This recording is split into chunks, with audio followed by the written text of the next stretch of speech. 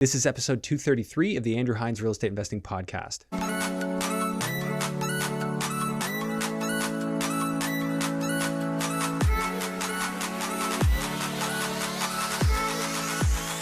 This episode is brought to you by Control and Compound Financial. They teach real estate investors how to multiply their wealth using infinite banking strategies. For a complimentary wealth coaching session or to learn more, visit www.controlandcompound.com/Andrew Hines. Welcome back to the show. Today I have Danielle Chaisson on the show. And Danielle is somebody I've known for many, many years. We tried to put this together way back at the very start of the podcast 4 years ago, but finally made it happen today. Danielle was into flipping quite significantly until the lockdown started, and then she decided that she wanted to get into long-term investing, and now she's decided, hey, I didn't quite do it right. I got into too many high work situations in terms of a lot of work needed on the different units, and she's actually selling off her portfolio once again to reset where she's going to be building on with bigger acquisitions. So Danielle is somebody who knows how to partner in a deal. She knows how to structure a deal. She's also known to do a lot of public speaking on real estate investing, has a podcast of her own. And we just dug into what she does as a coach, what she, how she breaks down a situation to make sure that she's making the right decision. We talked a lot about mindset in this episode and strategy and making that strategy fit, because it's one thing to know that one specific strategy works, but it's a completely other thing to make sure that the strategy that works for you, fits with your desires, fits with your capabilities and the time you have. So breaking that down is absolutely critical as a real estate investor, and that is something we dug into pretty deep on this episode. As always, I want to give a shout out to the GTA West REI meetup. It is happening monthly, and if you want to be notified of our next event, please make sure that you are in our private Facebook group. The link is in the show notes of this episode. Click to join, and one of our admins will approve you, and we will hope to see you at the next event. So with that said, let's go ahead and jump into the episode with Danielle Chaisson. Hello and welcome to the Andrew Hines Real Estate Investing Podcast. I've got Danielle Chaisson on the show. I think we were going to get you on like in 2020 and that didn't happen, but here we are, 2023. It was bad timing because I remember that. I'm the one that canceled on you. And by the way, I've never canceled on a podcast before, but I think it was like December 19th or something. And I'll tell you, like, it's just a crazy time of the year. Oh yeah, of course. To be like booking podcasts. No, of course. No, I was very fly by the seat of my pants back then. A little more structured now. So it's great to have you on. I know you were just doing the 30 Minutes to Wealth recording. I did. Which has not yet come out recently. So my wife interviewed you. She did. She beat me to it. Okay. She's cuter. Sorry. Yeah, she's the better half there. So very, very good point. Okay, so give me the story, because a lot of people who are watching this won't be familiar with you, what you do. I know you were just telling me you were at the multifamily conference. I saw some pictures of you talking. Give the backstory. How'd you come to be sitting here doing this interview? Yeah, well, nobody ever wakes up and goes to school and says, hey, I want to be in real estate when I grow up, essentially. We kind of all buy into that mantra that we're conditioned to go to school, get an education and get a good job and all of that. So essentially, real estate kind of came to me later in life when I was with my former life partner, and he was a contractor, and I said, hey, you know what, I want to, and real estate was always just kind of calling. I don't know, there's something curious and sexy about real estate, right, that attracts us. And so I decided to get some education. We had bought some property prior to, let me just back it up. So for 10 years, I was a landlord. I thought I knew everything. Like, that's the funny thing. When you're a landlord, you have some properties. Nobody else in my sphere had rental properties. We had a few properties, and I was like, yeah, I got this figured out. I'm investing. And then I decided to get educated. And then that's when I made the shift from being an amateur investor into a sophisticated investor. And when I got educated, I was primarily focused on flipping. I educated for a couple of years down in the States because there was nothing up here in Canada. Went down to the States, did some. Oh, you took some courses down there? Yeah. Well, there was, there was boot camps. It was like intensive boot camps. And I did a lot. I was there every 6 weeks doing like 4 to 6 day boot camps, and did lots of learning. Was that like the Rich Dad stuff, or? No, it was Fortune Builders. Fortune Builders, yeah, okay. With Van Merrill. They actually, back then, I don't know if you remember, in the early 2000s, there was A&E's Flip This House had just started. It was at the very beginning. I heard of it. Yeah. I never watched it. Yeah, it was at the very beginning of all the home renovation shows and whatnot. It was really the pioneer show. And the guys on that show are actually my mentors. And so I learned from them. Then I came here, started buying houses and flipping.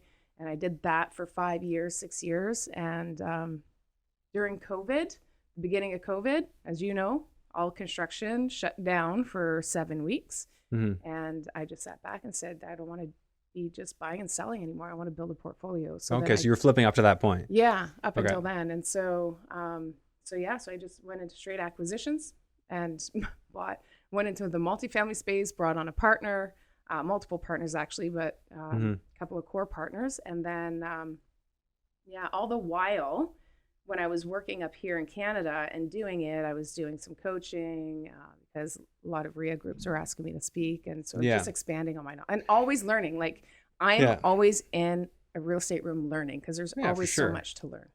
Yeah, I remember you were speaking on stages back then that's how we ended up talking about you coming on the podcast and stuff. Yeah. Okay. So the multifamily conference just happened. Obviously that fits right in with your path being a multifamily investor. Talk to me about the transition.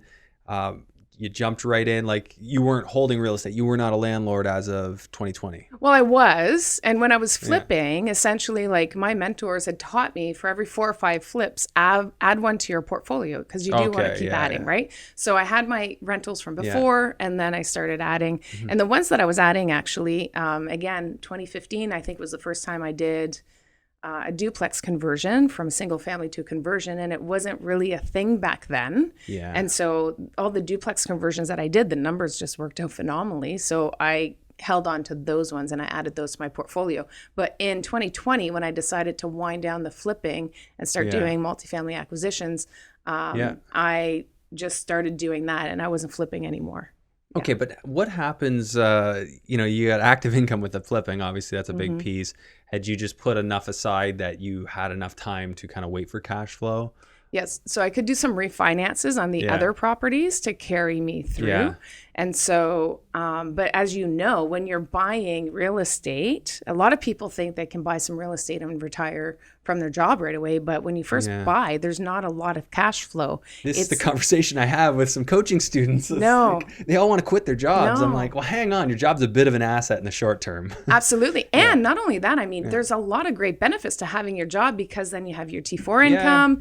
You can qualify for mortgages. Well, like if you're going off and talking to commercial lenders, even though they're not looking at your income, they still want to see that you have something paying you. Absolutely. You're not relying on this property making money and you're going to suck and drive every dollar it has. They don't want that. So yep, absolutely. And so definitely that T4 income helps. What I do tell my coaching students, like, look, if you want, go vertically into something in real estate that will complement what you're doing, right? So maybe become a realtor, a mortgage broker, do something. But those aren't instant paydays either. They're not. Although if you get in with the right team, you can probably within 6 months start making something. That's, if you go into a retail brokerage, it's going to be a hard go. But if you go into an investor brokerage. Where you're just around investor focused. That's right. And you can build out your portfolio. Like I know Rob Chopra, I'm not sure if you're familiar with him. So he transitioned from being in an electric generation job to mortgages, but he had the basis of being a real estate investor, so he hit the ground running. That's right. It was a natural transition. That's right. Yeah, I've had that conversation with people too. It's like you have to decide what it is going to be your act, like what's going to put food on the table, because not everybody's going to go out and find 10 cash flowing properties that somehow meet your monthly needs even then 10 isn't gonna, like, if they're single family, unless you're Kellen Phoenicia and you have you basically house hacking your house and you bought it for $200,000, like that's different. Like, but that was like a 10-year ago start for him, like, or maybe an 8-year ago. Like in today's climate, it seems a lot harder to do that. I think the US is one option, but it's usually going to be some form of a combination of acquiring and doing some form of construction, flip, property management, arbitrage. Like there's some element of all that for the now money piece. So, and that's the one piece that most people don't think about when they think about real estate investing, is that there has to be multiple streams of income. Yeah. And that has been no truer for those that said, no, it's fine. Even being active, because you can say, flipping is my active business and I'm doing real estate and building my portfolio on the side here for long-term generational wealth. Great. what happens if 2022 happens again and you get caught with flips that you can't sell because the ARVs have dropped because the values have dropped, right? Yeah. I know a lot of people that were flipping last year. You didn't go through it in 2023. I didn't go through it, but I know a lot of people that did, and they were stuck with these properties that they had over leveraged, they had private money on it, and they couldn't sell for the values for what they were in it for. So they had to get really creative and work their way around that. So like even having an active business, say in flipping or arbitraging, because arbitraging too kind of shut down a little bit late last year in 2022. It slowed down, the values went down, and so all the income goes down. So having multiple, not just one, but multiple streams of income, and you pool all of that together, and then hopefully it balances out in the end. If one is underperforming, another will carry, and vice versa. Couldn't agree more. And that's the way I structure my life. And I've made the mistake of relying too much on one stream. And what happens if that stream dries up? Like it's all great when you have clients coming in on one side of your business, and then all of a sudden that side changes. What are you going to do now? And I think the best model is you hire a team as you go, you build your team, and you just diversify and keep generating the different streams. Absolutely. And that's sort of something that's organically happened for me over the last few years. But on top of that though, Andrew, I think it's really important to also make sure you have some liquidity. And I think that's where a lot of people also got missed. Everybody wants to invest everything they have, but you have to have some access to money. So have some short-term investment somewhere so that if you do need to tap into it to carry something, you can. Yeah, like you would not, like you're not going to find a day in the last 5 years that I've had less than $100,000 in my accounts, like just personal accounts, just for whatever. Like that's a comfortable just money sitting in my account. Whereas other people would look at me like I'm crazy for that. Like, oh, like you could be paying off debt with that or doing something else. I'm like, no, I feel comfortable with that. Or you could do some, like you can still invest and put that money to work and put it maybe in a bridge loan or a short-term 6-month construction loan. You could do some of that. You can, but so for instance, one of my coaching students, I don't know why we just keep coming back to my coaching students here. Anyways, he lent his money out on exactly that. It was supposed to be like a 1-month loan, and wouldn't you know it, he's struggling to get that money back because there are delays. And if you need that money, or if you think you might need it, as unfortunate as it is and as inefficient as it is, it's almost the right thing to do sometimes to just leave it in the account, even though it's not generating you a return. It's buying your sleep. And you know what? You have to, you have to be able to sleep at night and to be comfortable. At the end of the day, everybody's situation is different. I 100% agree with you. And again, if you have $100,000 and that's what you have, I wouldn't put it all in one short term for that very reason, in case they don't mature at the same that's time. Right. You know, that's true. But there's a way you can do things a little bit to still make your money making money. Of course. But if you want to make sure it's accessible at all times, 100%. If you got like a hard deadline in 60 days and you want to make it work for that 60 days, eat the cost. Might not be a good idea. That's right. That was what I was getting at. That's right. Okay, so your dive into the multifamily, like that's what I was getting at. So you were basically ready to dig in, and if it took a couple of years to really turn it into something that put food on your table, you were prepared for that. 100%. Yeah. So, but at the end of the day, here's what happened with my story. So I went all in, I went hard, I bought a whole bunch of small multis with my partners, but Danielle did what Danielle knew, which was to buy distressed properties. So I bought them off market. They needed a lot of work, but I was done flipping. I didn't want to flip anymore. I wanted my time back. And because with COVID and everybody going online and being comfortable now with doing courses online and Zoom and all this, I wanted to take all of the coaching and put it structured online. And so with buying all these properties that needed a lot of TLC, plus with tenants, grandfathered tenants, as you know, can be really quite challenging as well. Sure can. So it's just time consuming. I wasn't able to relaunch Strategic Success on an online platform, which is what I wanted to do. And so when 2022 happened, and we bought through 2021. So we were like, okay, wait a minute here. Like 2022, all of a sudden the rates go up, cash flow starts dwindling, and we were in high cash flowing markets. So that was a saving grace. So we were looking at our portfolio, say, okay, do we need to strengthen our portfolio here? What do we need to do? Is there any like dead weight that we need to trim, cut the fat? And the more I looked at the portfolio with my partners, we're like, this isn't even what we wanted. We wanted to buy larger purpose-built apartment buildings. But we went into what Danielle knew, which was... falling back into old patterns, right? And I didn't catch it till it was too late. So anyway, long story short, we decided to sell everything and we're going to hit the reset button. So now I got my time back and now I've relaunched Strategic Success, which is why I was at the multifamily and doing all of the coaching online, the real estate education online. Okay. And and now like when we come back into real estate, it's going to be purpose-built multifamilies and we want to build them. So you've already liquidated it all, sold them all? Yeah, I got 5 properties left. One's under, of those 5 properties, there's one that's conditional right now. Okay. So there's just a few left. So are they all like, I guess they functionally serve as profitable flips, or some of them were a loss? Some were a loss with 2022. Not gonna lie, I mean, we bought in 2021 and we're selling now, right? So that can hurt. Yeah. So, but at the end of the day, I guess that's where the resiliency comes in, and I know that we'll make it on the back end. So it's the right move for us. It's not maybe necessarily the right move for someone else. Sometimes you gotta look at what you've done and see, is it getting you to where you want to go? Absolutely. And I think it's like the hardest for us to look at ourselves, our own situation sometimes, and see it. Yeah. Whereas it's like if you could ask somebody else and say, does this fit with this goal? And it just helps. But when you think about it, Andrew, one of the driving factors, other than getting my time back, one of the driving factors to selling was we can maneuver it so that we can carry these properties until the market turns around. But does it make sense to lose time value, right?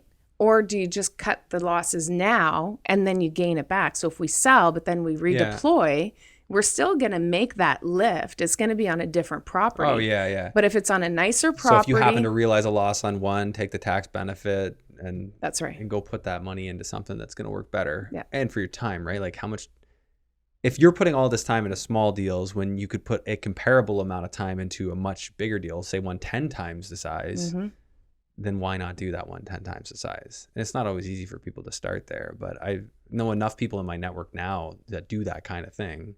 Right. And like my buddy Nick says, I could do a duplex conversion, or I could build 100,000 square feet of self-storage. Right. Both are equivalent amount of work. Which is crazy, but that's where, that's where you have to look at the time value, right? And I think just on my journey, and as I see the path that I've gone and everybody who's following me and taking the same journey, there's a lot of parallels. Like you learn things and then you just outgrow the strategy, and there's nothing wrong with that. That is the real estate journey that we're all on. And so, and then you have realizations along the way, and time value, speed of implementation, all these things, we start valuing them more, right? Yeah. Being able to scale a business, and, I think a lot of people have the same, like, oh, I want freedom. I want to be out of my job. And this is why we're talking, well, starting to be an entrepreneur is probably step one, because then at least you can design your lifestyle. You can delegate things. As long as you're an employee, there's going to be an expectation that you put in X hours. So that's, I think, a natural transition. I think a lot of people who follow this podcast and are in our circles have that entrepreneurial inclination, which is why they're interested in real estate in the first place. They kind of thought, hey, there's got to be a better way. That's why we invest in real estate, right? Because it's that leverage game. It allows us to have cash flow. It allows us to build wealth in ways that people with salary jobs can't. So that's part of it. But when people come to you and they want to establish that freedom, I mean, how is your advice changing today? Is it an outside of Ontario strategy? Is it a specific, certain types of markets that you're looking for? Like, give me the Coles notes of it. Essentially, the first thing that I do is I take a look. I sit down with my clients and I want to know what their goals are. And then I reverse engineer it from there. So like, we take a look at your goals. What is it you want? And then right out of the gate in this podcast, you nailed it. It's like there's passive income, there's active income. You need disposable income to survive and to live. Yeah. And when people have this, they come and they want to get into real estate and they come to me and it's like they just have this dream that they want to go out there and buy real estate and retire, but you still need to have that disposable income coming in the door, because essentially what I tell my students, look, don't factor in the cash flow, because that will take care of the maintenance and vacancies you're just not going to be able to eat all of that until 7 years, 7 to 10. Like that's just how it works. And so, so first thing I do is I take a look at what their goal is. Are they looking for passive income? Or are they looking for active income? Right? Yeah. Do they want to build a portfolio, or do they want to get out of their job? Which one's more important? Yeah. And so very different goals and very different solutions. absolutely. Yeah. So what I do is I just reverse engineer it from there. For sure. And then we identify, we look at your resources, we look at your network, we look at your experience, we look at your credibility when it comes to the bank and how much credit you can have access to, how much money, how much liquid money you have access to, how much private money you can have access to through angel investors in your inner network. And so we take a look at all of that and then decide on the right strategy to set you up for success. But I think that's the way you got to start. So many people, and I created reverse engineering real estate. It's actually a course that I have, reverse engineering real estate, because by going up on stage and then coming off stage, people would always come up to me and say, hey, Danielle, can I pick your brain? I got this problem. And then I started seeing a pattern. And the pattern is that it was the wrong strategy for that person based on their situation. And so many factors. So many. So reverse engineering real estate really dials you into getting into the right strategy for success. So what markets do you like then for your own strategy? You're obviously building cash flowing buildings.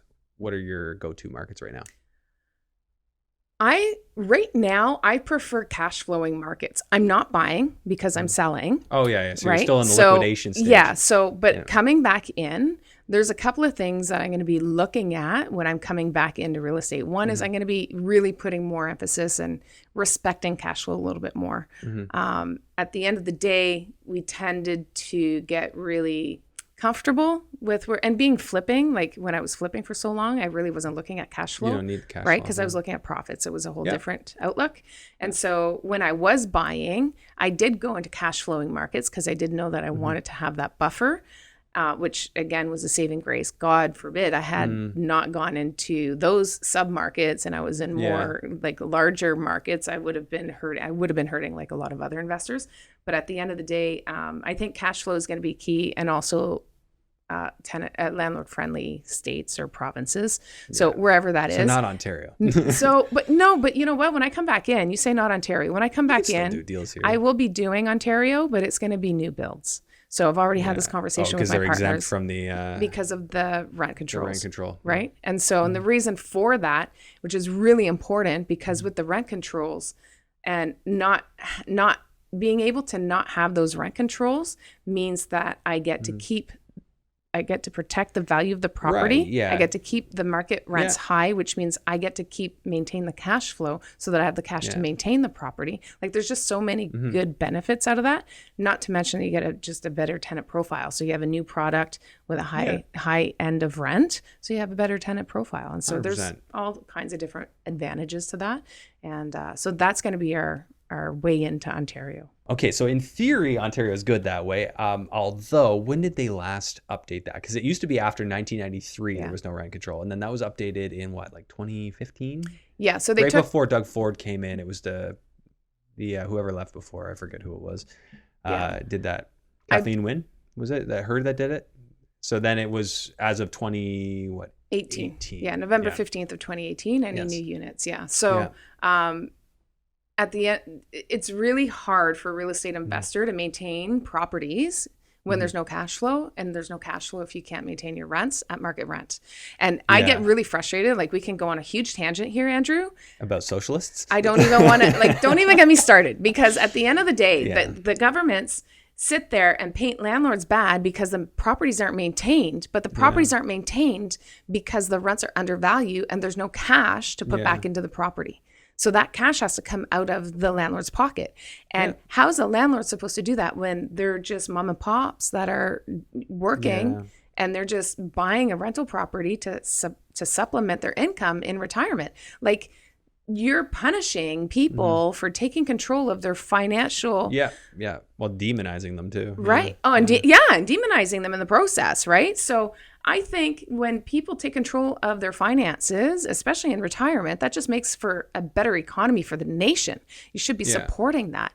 Never mind the fact that we're providing housing and we're employing people to maintain these houses. Like, we're not doing the jobs ourselves here. We're hiring people, contractors, come in and do the work.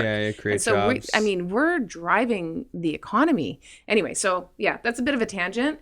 I could go on. No, and I've been down that. I mean, I get I've engaged some of the people who you might consider as trolls, and tried to see, hey, what's the logic here? It just never really goes anywhere because they'll just straw man arguments, and they never answer a question. But yeah, at the end of the day, investors create housing. They'll literally apply for a permit and build a house or buy a house that would never have existed otherwise, bring it into the market because their goal was to make a profit and improve their situation. And when we scare them all out of Ontario, it's going to 100%, it's going to make rents go up. So it'll actually totally backfire. The more controls they put on landlords, it's just going to put less inventory into that market. Yeah. So knowing that, I know that there are investors in my network that are bullish on Ontario and they want to invest here because they see the immigration. We had over 1 million people in 1 year come into the country, which is irresponsible, to put it politely, from an immigration standpoint, when we don't have the housing. Not even close can we keep up to that immigration level. And then you add the recession into it, the hypothetical recession. I mean, now you're discouraging home builders, developers from pulling the trigger on new builds because they're not sure where values are going. They're a little uncertain. So that actually naturally exasperates the problem. So is there a reason to be bullish on Ontario? My tangent. Yes, there is, because of just a sheer supply and demand problem. But do you want to do business in a place where somebody is going to tell you more and more what you can do with your property? That's the philosophical question. I look at Ontario and I think the mentality, like the mindset of people to elect somebody like Olivia Chow to kind of take us in the direction we're going, and the fact that we have these discussions about what somebody who like worked an extra 2 jobs to save up the down payment to buy a rental property, and they poured everything they could, and they worked weekends to get it ready to rent, to allow those people to be demonized and abused. Why not look at, if the grass is greener on the other side, on the other side of the border, or, whether it be Alberta or, the States, why not? That's my thought. But you have to be comfortable with distance. Not everybody's going to be okay with that. Not everybody's got the experience and the mental fortitude to be able to stomach that, because it can be difficult to invest at a distance. Sure, it can be. It can be. However, there's pros and cons to everything. And so you really got to look at your situation, look at what you can stomach, look at your risk tolerance, and look at the pros and cons of doing either or. Like, to come back to your question about, should you be bullish on Ontario? There's lots of pros, which you mentioned, but there's also lots of cons, which we've also mentioned, with the landlord tenant board and the restrictions and all kinds of different stuff. And you have an angle on it, right? Like there are angles, like you can go into student rentals where people just turn over. Like, I loved being a student landlord. That's a great gig. That's way better than like doing it for family rentals. I'm telling you, the students are actually respectful. They're interested. They're like, oh, that's really cool that you own rental properties. Well, I think there's two sides to the coin, Andrew. I don't think it's been a great experience for many. Really? It depends. Oh, okay. Maybe it's just the way I did it. But that comes back to doing the work, right? And vetting. I'm sure, because I know you're very diligent. Product, right? Yeah. The good product, like you said, the better product, a brand new product, attracts great students. So when I had problems, it was with poorer product. That's right. Yeah. And that's one of the driving factors why we're exiting from our portfolio, because they're all older properties. But coming back to not only a new product, but you also, when you have, and if anybody's listening right now and you're wanting to be in a tenant-friendly state or province, when you're in a restrictive province or state, make sure you do the work on the front end, because that is the first line of defense, is getting the right tenant. And a lot of people just want to get it rented. They have an empty unit. They don't want to take a loss for a month or two. I've sat for 4 months before I find the right tenant, because I know that avoids maybe 10 or 12 months of lost wages. But not only that, it's also the time invested in managing that while I got problems with that tenant. So you got to be proactive, do the work up front. I agree. Right? And if you can, especially early on, meet them, talk to them yourself. Don't trust the property manager to place your tenant. You can trust them later to manage it maybe, but if you don't meet and know those tenants and learn early on what a good tenant sounds like, are they reasonable? Like, because I've had so many bad stories with managers, and they'll just throw in whoever because they want to start getting the rents going. And I'm not saying they're all like that. They aren't. But if you're not quite sure, meet the tenants yourself and vet them yourself. Of course, down the road, you don't want to end up there. And I know with your multifamily strategy, you're not going to be there. You're going to be allowing somebody to place tenants for you. Well, I'm going to tell you right now. Yes, but no, because like I've managed multiple managers. They all need to be managed. I think that's, again, another big thing that big mistake that investors do is that they hire a manager and then they check out. They go, I've made that mistake. Yeah. And it burns. Don't do that. You have to manage the manager. You have to run your business. That's why they have an asset management position in larger REITs and whatnot, because you still have to manage the asset and the people running it. And so with the way I do it, I do kind of a hybrid thing. So I agree with what you say, like, you know, make sure you meet the tenants. So what I do is I have the manager do all the work, and then all of the street work, and then they give me, when they see a tenant that is maybe viable, send me all of the paperwork. And I've had managers say, I can't send that to you because that was confidential stuff that they sent to us. And I go, yeah, you're my agent. You're acting on my behalf. Absolutely give it to me, or we'll find a new manager. It's simple for me. Oh, yeah, that's a silly comment. It's crazy. So don't buy what everybody says. Like, I'm just saying, right? So I've done similar. So I would hire the rental agent, and then I would insource like my own team for the management. So I'd still have people boots on the ground and all that. Right. But the agent would send me the applications that she thought were good and tell me, you know, this one's good because these other ones, forget about it. Yeah, that's a good way that you're not running around like a crazy person doing showings. But then you still get to make the decision. Not just making the decision, but on top of that, book a Zoom call with that tenant. Oh yeah. Right. So look at all of the paperwork, read it, book a Zoom call, and then ask them a few probing questions, ask them some questions, and make sure that when they're answering you, it correlates with what they put on paper. Because what they put on paper sometimes is not necessarily the truth. Right? Yeah, you can press them on their responses. The other thing to do is call the reference. Always call the reference. Always. And find a mortgage broker friend to look up the address for you and make sure that person actually owns it. Yeah. Like if they say, you know, John Smith is the landlord, he'll give you a reference, you know, actually do some research and make sure that that's true. Right. Now, also, other cool thing I learned from Kayla Andrade is you can look on Canly and you can search their names and see if they've been in any eviction cases, because it would show up on the online database for the law, like the law database. Right. That's a gold nugget I was not aware of, and I think that's an awesome one.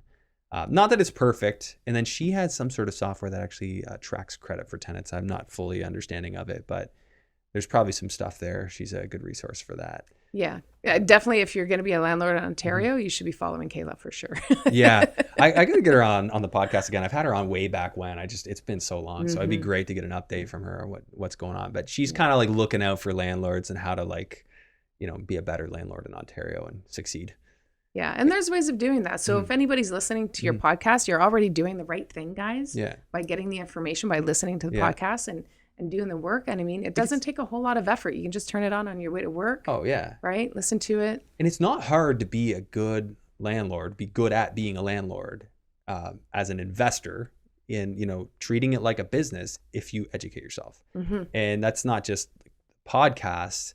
I can't tell you how many little ideas I've got from my podcast guests, like the form, using a Google form or a Jot form to take your applications, ask every question, how to reduce the number of people showing up to showings. Like I'd get 100 people wanting to see a showing, but how many of that 100 are willing to fill out the form and answer some questions first? That's right. You know, you can just whittle down the amount of people to a manageable amount. And then make a good selection. But that's being proactive and doing the vetting process. Like that is my process. Like when you're interested in you'll fill out a form. It's like, okay, here, fill this out. And by the way, it's not an application form. Yeah. It's a request to see. It's an intake form. And so, you know, fill out this stuff and then make sure that they fill it out properly. And then once they fill it out and they hit submit, then they get emailed to them an online calendar link where they can book, and I have slots open, and they do all of that. It's also letting me know that, hey, they're competent when it comes to tech, because in my business, they have to be able to do e-transfers and communicate with me through technology. And if they don't know any of that, it's going to be more manual for me. So, and I don't want that. So you do Calendly bookings? Like 100%. That's a good idea. And then what happens in Calendly, then they go into my CRM, and then from there, they get automatic email reminders. And so my no-show rate rate is very low when it comes to tenants. And That's if there's landlords out there, no-show rate is massive. It's huge. They book, they like, and oh, I they really need to waste so see many it. people's time. So many. Yeah. I mean, I've had people beg and say, can you please just make this one exception because they'll be outside the Calendly times.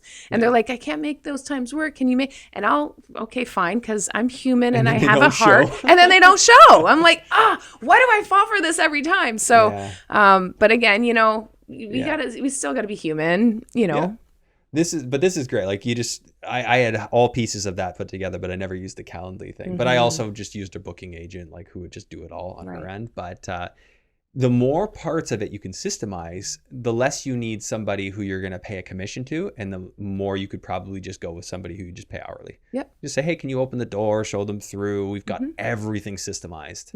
And the more you have that, it's like you either have manuals or existing systems. Then, if somebody quits on you or isn't available, you can just have somebody else sub in. And then you can the just pieces are all there. Yep. Plug and play. I'm very big on systems. Like we're constantly always building and updating. Always. Yeah. Actually, my team is really constantly frustrated with me because I'm always tweaking. I'm always, making it better. Like with the Calendly thing, like when they book in Calendly, there's an email with the confirmation and they can reschedule, but they don't see that because it's an email with a bunch of information. So I always send text messages, 48 hours, 24 hours. If you can't make it, click here to reschedule or cancel. So Calendly will send the texts and stuff? My CRM does, CRM does. And it's like, here's the link, and I give it to them by text. And that's another thing that I love. Everybody has cell phones now. So, I can send them a text and it's like, cancel or reschedule. So then that way I know if they need to cancel or reschedule. What's the CRM? Active Campaign. Active Campaign. And is that geared towards real estate, or it just happens to work it's for that? just a CRM. Yeah. Okay. So, and then you can integrate a plugin that does text messaging. And so you can have text campaigns. Yeah. Yeah. I'm wondering, I've never used like Buildium or the other one. I've used Pendo, but there are a couple of ones that are like real estate specific, which I'm wondering if you can do the same thing, plug in. Probably can. I would imagine so. Most of them do. And some of them actually have that functionality within the CRM itself. But if it doesn't, there's usually a plugin that you can do it. Yeah, the tech is making it a lot easier. So there's like competing forces here. And on one hand, it's getting way easier to be a landlord for all the tools. But on the other hand, the price point and the changes in the market. So, but I think just knowledge, like again, just learning from other people, what are best practices. This is why, like what I just learned from you, like that's one more piece that I could build in. But like, this is why if I was going to go invest in Cleveland, I wouldn't just go call up a realtor or start going on MLS or Zillow. I would go to Cleveland, find their investor meetup, go to that investor meetup, shake hands, talk to people, have a beer, whatever, go a couple more times, learn what's working for these people. What are the common complaints? How are they dealing with tenant issues? What are the laws that protect tenants? It's Ohio, so I guess that one's a pretty good one as far as where to invest. It's landlord friendly, yeah, for sure. Yeah, so if you don't pay in Ohio, you're like out in a few days. So it's but still, regardless of where, you would want to follow steps like that, or at least I would, because that's what gives me the comfort to say, hey, I'm good to invest there. I have a community I can rely on. These are people I can ask if I need a contact. And everybody's connected. Everybody has, 2 degrees of separation from everybody else. And if they do something offside, I'm going to hear about it. Other people are going to hear about it. They have a motivation not to do that and to act with integrity. That's what I like. And I talk about that a lot. So sorry for people who hear me say that, but. Yeah, I 100% agree. In all of the new markets that I've been into, that's exactly the steps that I've done. And when you are looking at, and this is again, another mistake that a lot of investors do when they go into a new market, is they just go on MLS and they call a realtor and they connect with the realtor on a property that they want to buy, and they think that realtor can help them in the investor world, when that realtor might just be a realtor, an everyday realtor, which right? most are, right? Right. How many most realtors, are. percentage-wise, how many Less than realtors 1%. are investor focused? Like is it 1%? It is a fraction of a percent that are investor friendly.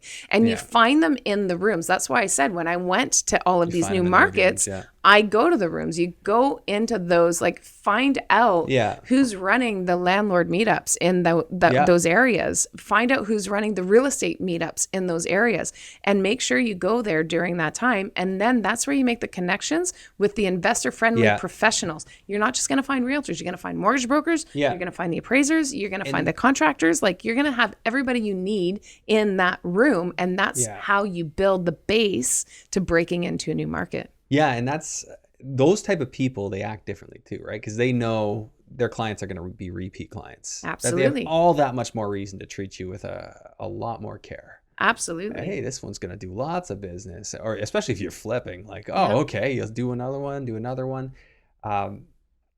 I guess I'm just curious what your position is on this. Do you want the ones that are investors themselves, or do you want the ones that are just like, oh, I help investors, but I don't do it? You still have to look at their track record. Mm-hmm. If they're in a room and that's who they eating, eating, living, breathing, they're doing real estate, right? Yeah. Then there's something to be said for that. Yeah, even if they're not investors themselves, because the positive to that is they're not going to be taking your deal. If they're a realtor, that's right. But they're just like, for some reason, they were never comfortable investing. Mm-hmm. Maybe their spouse or significant other wasn't okay with it, but they totally got it and they were really good at their job. Mm-hmm. I'd be okay with that. Yep. I think there's a lot of pros to that, but because on the other hand, you deal with one that's an investor themselves. It's a really great deal. They're taking it for themselves. Mm-hmm. Yeah, so, it's true. It's true. Unless you're getting into the big stuff where, not everybody just has the money sitting on side to put down $1 million down payment or something like that. Mm-hmm. And then, you kind of eliminate that problem. But at the end of the day, if they're only doing whatever it is, being a mortgage broker, a realtor, or anything like that, and that's all they do, and they're dealing with their main clientele base as investors, they're going to understand what investors need, and they're going to take care of you equally, as opposed to trying to build a portfolio of their own where they're going to be distracted and their own stuff comes first. I'm sorry, that's just how it goes. Right. Yeah, and so like I'm a bit of a princess that way, where I like to feel like I'm their top client, and I expect that whether I am or not. I don't care. I just want to make sure that I feel like I am, which means you're responding when I'm reaching out to you. And I do expect that. And so if I am, a lot of times when you're working with investors who are busy building their own stuff, or professionals that are, you just don't get the responses at the same time, right? Unless they've learned to grow their business. But if they have grown their business into a business, they're busy running that. They can't invest in real estate full time. They might buy a property here or there, but they're just really not focused on that, because most people can't run two businesses at the same time. It is tough, right? And I would say generally speaking, my experience has been I'd rather have the guy that invests, or a gal, whoever. I want the one who invests, gets it, and hopefully they're not snagging the same deal I am. But I mean, you resonate on the same frequency. You get things. They fill in the blanks. Things go smoother. It just ends up being a better fit in my experience. I don't disagree. I prefer the ones that are investing too, just not the ones that are focused on doing that as a full-time gig. I like it when they've picked, like, there's so many people in our networks that are like mortgage brokers and agents, because they wanted to be around real estate, because it was a very good tool to be an investor as well. So they can run that business that's active, they have their passive on the side, then it's a nice mix of both, right? Because in Ontario, it's becoming less common that people are full-time real estate investors, just because the cash flow is tighter. It could be a lot easier. Now. It could be a lot easier. It was a lot easier 5 years ago. 100%. It was a lot easier 2 years ago. Before the crazy inflation. So what are your thoughts on where you will go? So obviously you've mentioned Ontario in the new construction. That'll be part of it. Are you looking at Alberta? Is that something you're looking at? I mean, two common places are Alberta, New Brunswick for a lot of people in our networks. And then, of course, the U.S. And the U.S. Yeah. So New Brunswick, I looked at New Brunswick 3 years ago, and a lot of people look at me and say, Danielle, why haven't you gone into New Brunswick? Primarily is because there's an emotional component there for me that I wasn't able to cap. I'm from New Brunswick. Oh, yeah. And I have a really humble beginning. So I've seen most of New Brunswick is very poor. Yeah. And it's actually one of the poorest provinces in Canada. And with the rates going the way they were, I just didn't feel that it was sustainable. Yeah. And what I didn't see at the time was the influx of people that was moving there. Yeah. That's making it a little bit. Ontario people 100%. Moving out there. I knew that was going to happen. Yeah. So I called that one. Yeah. And well, I didn't see that. And I remember, I think it was 2 years ago, I was back home and I was at a hotel, brought my kids to the pool and stuff, and we're hanging out. And I think everybody in the hotel was from Ontario, and they were visiting and planning to move. There was this one family, they're like, yeah, we're just waiting for a new house. And so there's a lot of people that are moving there, that are bringing money there, and also is going to like bring the economy up, jobs and everything else, because like, you know, you need services for the increased population. So I don't know. I still don't know if it's fully sustainable where they're at. I don't know that the prices will increase any more than they have already, because they had such a spike over the last 2-3 years. But they're up quite a bit, but I mean, still relatively way down compared to the rest of Ontario, right? 100%. They're a lot lower, but they have spiked. What I'm saying, like from where they were. And so I don't know if it would make sense to go there now, because I think that, you know, the curve where there was a lot of lift, we've kind of missed that. So what would your thoughts be? You think rents would come back down? I don't know if they'll go back down. It's kind of one of those things. If the rents work today and the cash flow's there today, and you don't need to sell in the short run? Yeah, I'd still buy there. That works? 100%. Yeah, because I think it's leveling off. Like, I kind of feel like when it comes to stuff like that, the property values may go down a bit, but I don't know that the rents will. And I'll tell you, unless there's a big influx of people leaving, and I just don't see that happening. People are going there. It's hard to say, like, and I think about these kind of things a lot. Like, at what point is the Canadian dream over for all these immigrants coming in, and they're like, wait a minute, this was misrepresented, we're out of here? Will that happen? Will some of these new immigrants leave? I don't know that they will. I think we're still getting a lot of applications, but it's less so than before. I saw a report that it was down in Q1. Does that really mean anything? No, I don't know how many applications they're getting. But let's just assume that there's going to be immigrants coming for some time. We still need a place to put them. They got to live somewhere. So for that reason, it's tough to see the prices coming down. But on the competing forces, obviously the rates. And maybe we got like grandparents, parents, and kids all living under one roof. I mean, like that kind of thing's possible.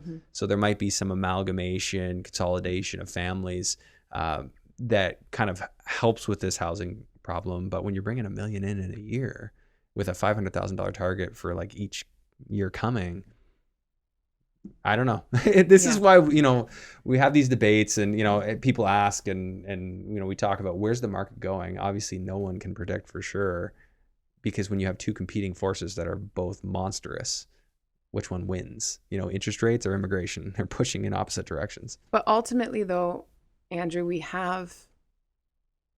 are arguably in one of the strongest real estate markets in the world. Oh, yeah. And that's not going to change because of that. There's such a supply shortage. We couldn't build fast enough to make up for the shortage that we have now, but we're widening that gap by bringing in more more immigrants. And so one of the, again, another tangent, one of the things that I don't understand why they're bringing them all into the already dense areas when we have so much freaking land in Canada. Send some to New Brunswick or Nova Scotia or Alberta. Well, it is easier to get into the other provinces. I'm told. I've never gone through the process, but I am told it's easier to start in like Newfoundland, New Brunswick than it is to start in Ontario, because that's like Ontario and probably BC are probably the top two targets, and then everything else is lower target. But naturally, if they're coming to Ontario, where are they going? Right. They're going to start with Toronto and then realize, oh, this doesn't work, and then they go outward from there. But why isn't the government saying, if you want to come into our country, go into these less dense areas, less populated areas, and bring some, and just balance out? Like, there's not as much a shortage in those other areas. Yeah.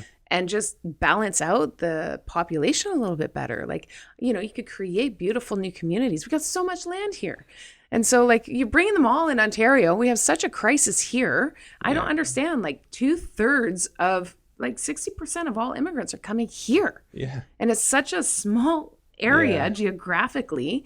And we don't have, anyway, I just don't understand why. I don't know, maybe you and I should run for like politics. I was about to say, are you sure you want to ask me about the logic of politicians? Like, I mean, I called like all the economic fallout of what the lockdowns would do when they started in April 2020 on my podcast, documented right there. Not saying I got everything exactly right. My timing was off a little bit, but it's like, these things aren't complicated, which to me means, and I really try not to go too deep into this because I don't want to, get depressed or angry. But it's either ignorance, stupidity, like in there, or it's just they have other motives. They have other agendas. Yeah, you know, It's like politics. somebody's putting money in their pocket to make decisions in a certain way, and It's politics. that's probably the best takeaway I have, is that politicians, their job is to get reelected. The one thing they're thinking about is how do they enrich their lives and grow within that job. And it doesn't mean becoming PM, because for most of them, they know that'll never happen, because the one that goes to the top, in my observation of it, is the one that's most morally flexible is the one that will make it to the top because they're the one that can be bought. And naturally, they're the ones that's going to get people backing them. Money comes to them because, hey, oh, you'll take care of us if you get in. Cool. So that's the way I see it. So because of that, you know, what do you do with that? How do you turn that into something you can use? Well, of course, try and plan for it. Try and hedge yourself. Maybe don't have all your eggs in one basket, knowing that political decisions could happen in, say, the city of Toronto now that they have a new mayor. You know, we could have new decisions happening in Ontario if, you know, say the NDP got in or what have you. I'm not that that's that likely, but knowing that things can happen is all the more reason to hedge your risk, invest in different places, different types of assets, so that if you get burned in one spot, it's not going to take you down. And you can correct, right? Like for me, I getting into some hospitality assets where I'm not restricted by the Residential Tenancy Act. You know, so getting into different types of real estate where it doesn't apply, commercial real estate. Right. There's something else you can do. So there's a lot of different ways we can pivot, take that information, not be a black pill about it, because I don't want to be that way. And I really try not to even just get into it unless you get me going on it. But just because I don't think it's productive. Like I'd rather learn. I mean, I want to take all that energy and just channel it into being better. And being productive, right? Yeah. So you got to learn to work with what you got. And that's why, like, if the landlord tenant rules here really grind on you, get rid of the grind. Like I'm in that state now where it's just screw the grind, get rid of it. So if it's grinding on you, don't invest here. You don't have to. Go elsewhere. So learn how to do it remotely and then go elsewhere. So if it's not New Brunswick, maybe it's Edmonton. I do like Alberta, again, because it's a landlord-friendly province. I like Calgary. I lived there for 10 years. I think everybody's going to Edmonton right now. And I think Calgary, there's a lot of possibility as well. So I would prefer Calgary. So I've been thinking about that. Looking at Tulsa, just coming back to your question that you asked me, what markets, you know, you're looking at. The states, I like any Republican state. I'm not a Republican. I'm more of I relate more to the Democratic side of things when it comes to politics. However, well, in the middle, but more on the Democratic side. But when it comes to being a landlord and running a business, definitely Republican states. So Oklahoma is that. So I would definitely, I am looking at Tulsa right now. So that's one. Okay. Yeah, I hadn't thought about Oklahoma. Like everyone talks about Texas and Florida, but I mean, there's so much more. There's so many other states. Absolutely. I've heard great things about Tennessee. Ohio is obviously one that people really talk about.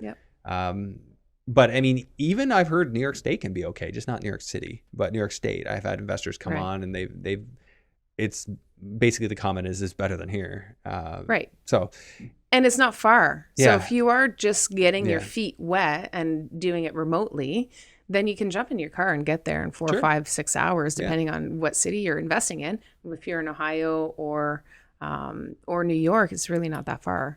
So again, like going back to the same thing, like you probably will visit Tulsa. I would 100%. You'll probably go to some meetups, shake some hands, and really get a feel for what are the dynamics there. What are people concerned about? What do you need to be setting as your criteria when you look for an asset?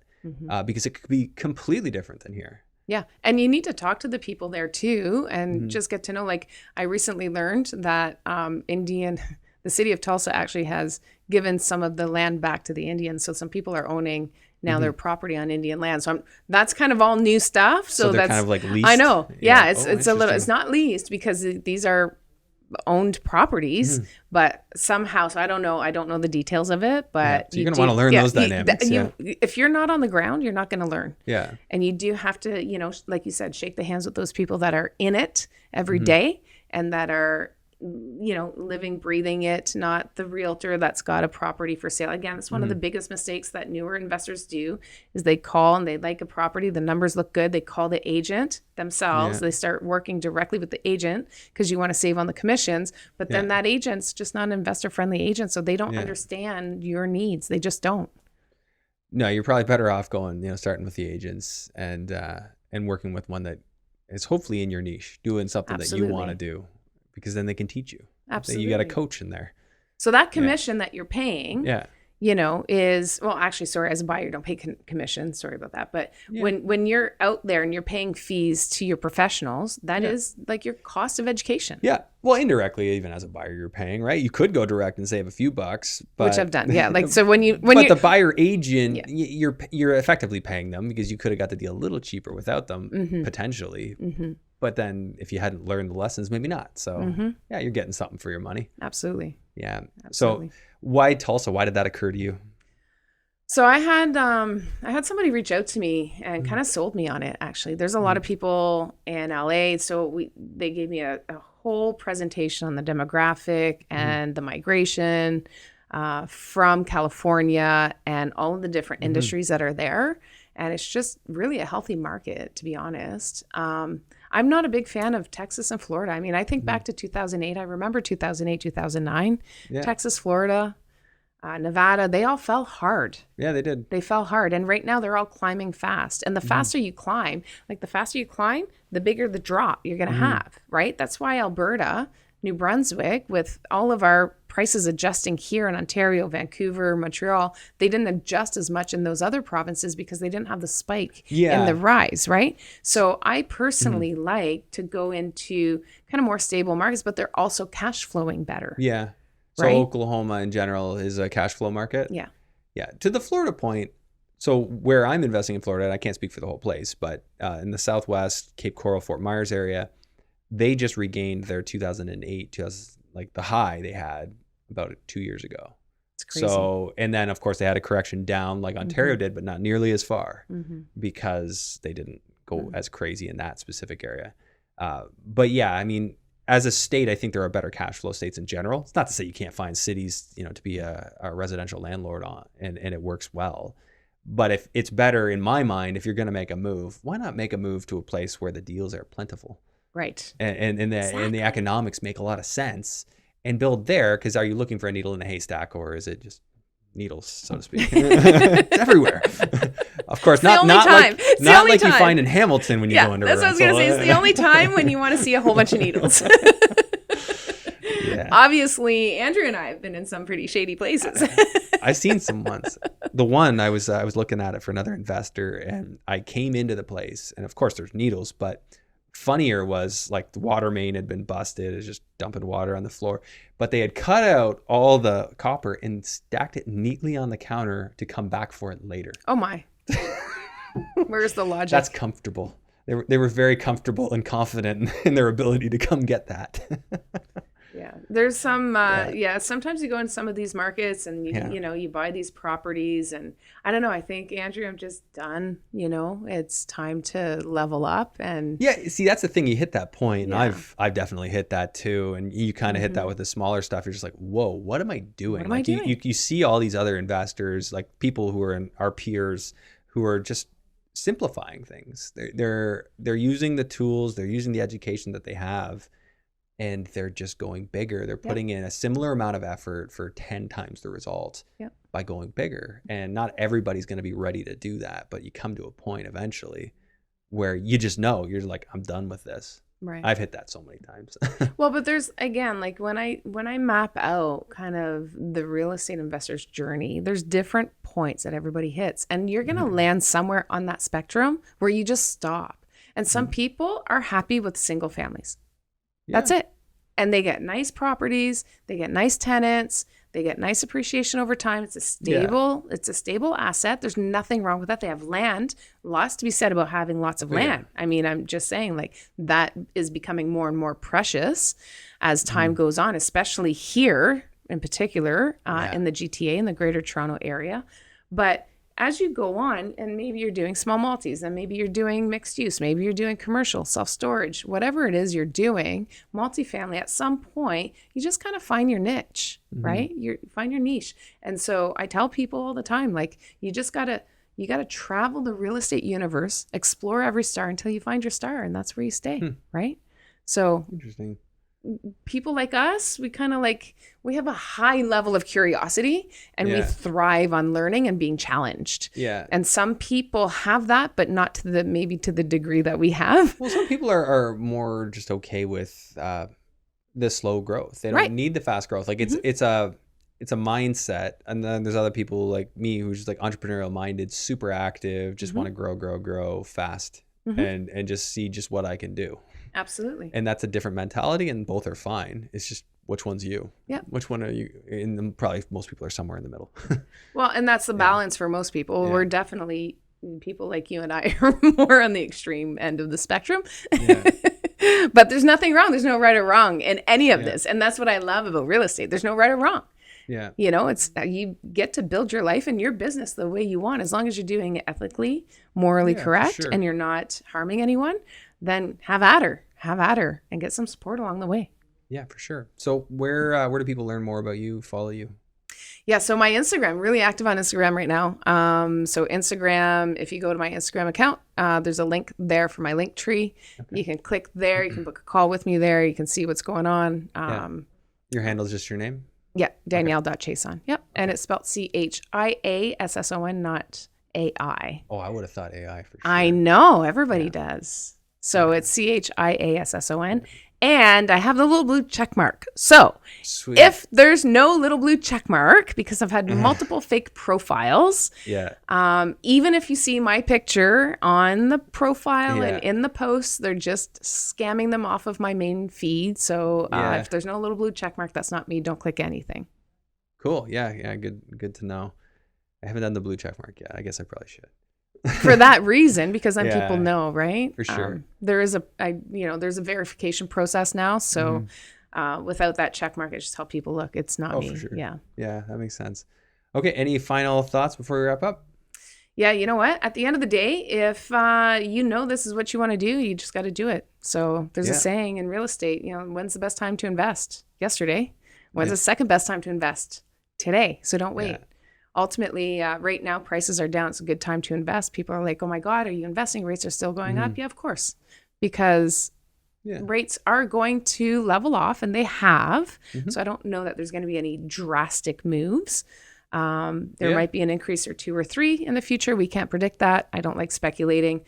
But now we're in a bit of volatile market, so just run your numbers conservatively. There's still deals to be had out there, and you have room for growth because the numbers are down. You can make the deals. Absolutely. Like you just have to look hard and do your homework. So. Be patient. You just got to be patient. Yep. Yeah, for sure. Okay, Danielle, thanks for doing this. Thanks for having me. Finally make this happen. Woo woo, we did it. Yeah, we'll stay in touch. Sounds good. Thank you so much. There are a lot of people out there talking about the infinite banking strategy and whether or not it makes sense for them. To find out what it's all about and if it's a fit for you, visit controlandcompound.com/Andrew Hines, where my audience can gain exclusive access to books, podcasts, and webinars tailor-made for real estate investors.